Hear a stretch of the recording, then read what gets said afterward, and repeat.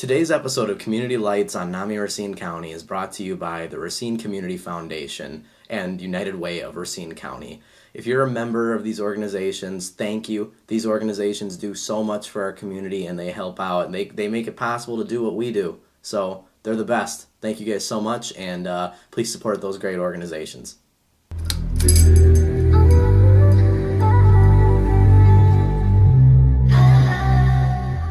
So today's Community Lights is all about bipolar disorder, and to kick things off, we're going to look at a little video that was produced by NAMI National, so that's the National Alliance for Mental Illness in their national branch. They put this little 1-minute video together. Let's check it out. Think back to an exciting moment in your life. Maybe it was your wedding, the birth of a child, or getting that dream job. What about the most depressing moment? The loss of a relationship, or death of someone important to you? Now, imagine fluctuating between these highs and lows, like riding a roller coaster that feels never-ending. Welcome to reality for over 10 million Americans living with bipolar disorder. Bipolar disorder is a chronic mental illness that causes dramatic shifts between manic highs and depressive lows, affecting a person's mood, energy, and ability to think clearly. An individual with bipolar can seek help and take control of their own mental wellness through a mixture of traditional medical treatment and holistic health activities. Free education, information, and support programs are available. You are not alone. We can help. So it's a pretty severe mental illness. We look at the numbers on NAMI National's website, and they say that 83% of cases of bipolar disorder are classified as severe, meaning that it's something that needs treatment and can severely affect day-to-day life and impact your life in a major way. So this is no joke. You know, people have to treat this seriously if they're diagnosed with it or if they think they or someone they know has it. So now we're going to look at some of the signs and symptoms that you might look for, and of course it varies case by case, but these are just some generic things to start out with as far as what you might find. So the first main symptom is mania.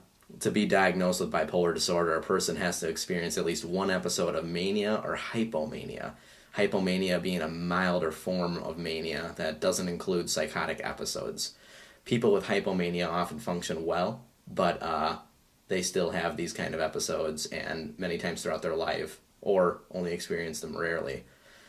Although someone with bipolar may find an elevated mood of mania appealing, especially if it occurs after depression, the high doesn't usually stop at a comfortable or controllable level.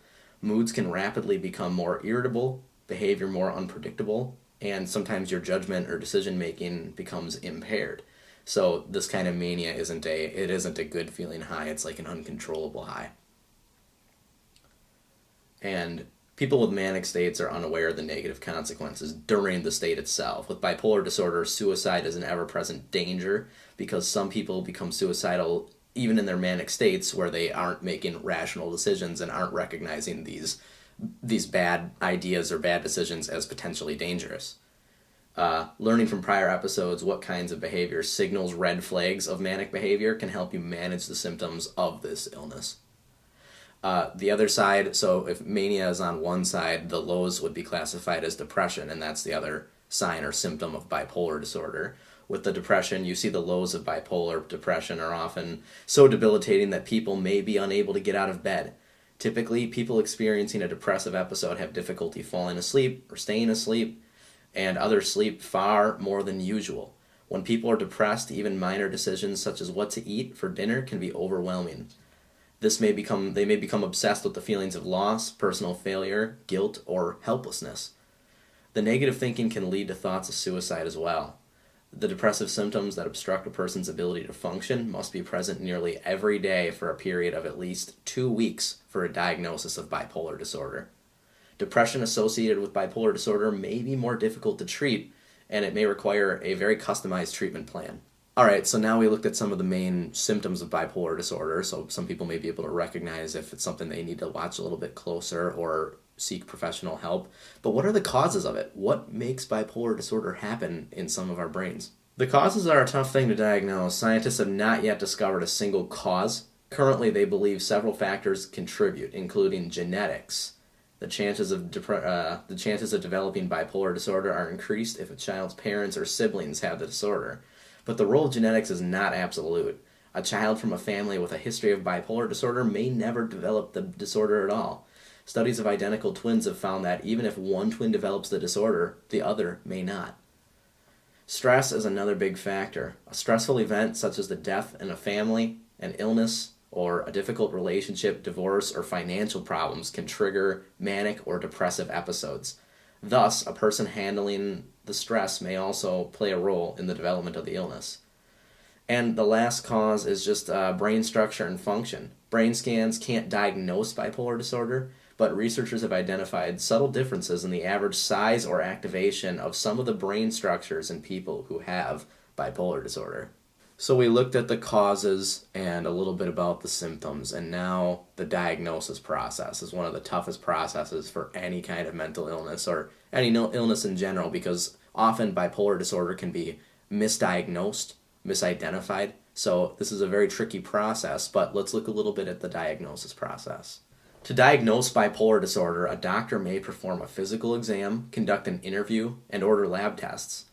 While bipolar disorder can't be seen on a blood test or body scan, these tests help rule out other illnesses that can resemble the disorder, such as hyperthyroidism. If no other illness or medicine such as steroids are causing the symptoms, the doctor may recommend mental health care. To be diagnosed with bipolar disorder, a person must have experienced at least one episode of mania or hypomania. Mental health care professionals use the Diagnostic and Statistical Manual of Mental Disorders to diagnose the type of bipolar disorder a person may be experiencing. So there are actually 4 different types of bipolar disorder, and we're going to take a little look at each of those now. The first is called bipolar 1 disorder. It's an illness in which people have experienced one or more episodes of mania. Most people diagnosed with bipolar 1 will have episodes of both mania and depression, though an episode of depression is not necessary for the diagnosis. To be diagnosed with bipolar 1, a person's manic episode must last at least 7 days or be so severe that hospitalization is required. Bipolar 2 disorder is the second type. It's a subset of bipolar disorder in which people experience depressive episodes shifting back and forth with the hypomaniac episodes. Bipolar 2 disorder is a subset of bipolar disorder in which people experience both the depressive episodes shifting back and forth with the hypomanic episodes, but never a full-on manic episode. The third type of bipolar disorder is cyclothymic disorder of cyclothymia, and it's a chronically unstable mood state in which people experience hypomania and mild depression for at least 2 years. So people living with this type of bipolar disorder experience normal moods, but these periods last less than 8 weeks, meaning that although you have some feelings of normality in your life where the mild depression or the mania isn't there, they don't last long enough to kind of shake that bipolar disorder. The final type of bipolar disorder is what they would classify as unspecified or other, is when a person does not meet the criteria for the first 3 bipolar disorder types, but has still experienced periods of clinically significant abnormal mood elevation.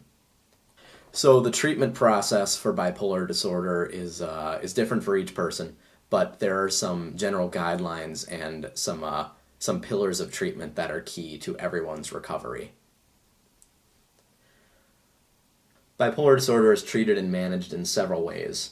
The first is psychotherapy, such as cognitive behavioral therapy and family-focused therapy. Seeing a therapist, talking to someone else, a professional in a professional setting, can really help you uncover some of the triggers, some of the things in your life that may cause a shift from manic states to a depressive state, or vice versa. Medication is another key treatment, such as mood stabilizers, antipsychotic meds, and to a lesser extent, antidepressants. Another treatment is self-management strategies. These are things that you might learn in your therapy sessions as well as just on your own for what works for you. Education and recognition of an episode's early symptoms might allow you to avoid problems or lesser the intensity of a manic or depressive state. And the final step in treatment is complementary health approaches. And that can be taken more of a holistic approach, meaning that aerobic exercise, meditation, faith and prayer, even, as well as just hanging out with friends and family and experiencing positive social situations, as well as just other things that make you happy, whether that's having a pet or having a hobby that you can really get into and enjoy. All these kind of things, they can't replace treatment, but they're a supplementary factor that can help you in your recovery process. So one quick note on related conditions. This is pretty important for anybody looking for a diagnosis or trying to figure out what's going on in their life. People with bipolar disorder can also experience anxiety, ADHD, attention deficit hyperactivity disorder, also PTSD, post-traumatic stress disorder, or substance use disorders. And people with bipolar disorder and psychotic symptoms can be wrongly diagnosed with schizophrenia. If you have more than one condition called co-occurring disorders, be sure to get a treatment plan that works for you, and just be sure that you're talking to some really good health professionals that can help you get to the bottom of what's going on. To learn more about bipolar disorder, I'd encourage you to go to nami.org/bipolar. We'll put a link to that at the bottom of the screen, as well as in the Facebook link comment section. So you can learn more, get more educated. There's tons of information out there that we can't go into depth on these short videos, and you should learn about it. It's really interesting stuff, and it's really important to be educated about this kind of stuff. So we thank you for watching so much. This has been another episode of Community Lights with NAMI Racine County.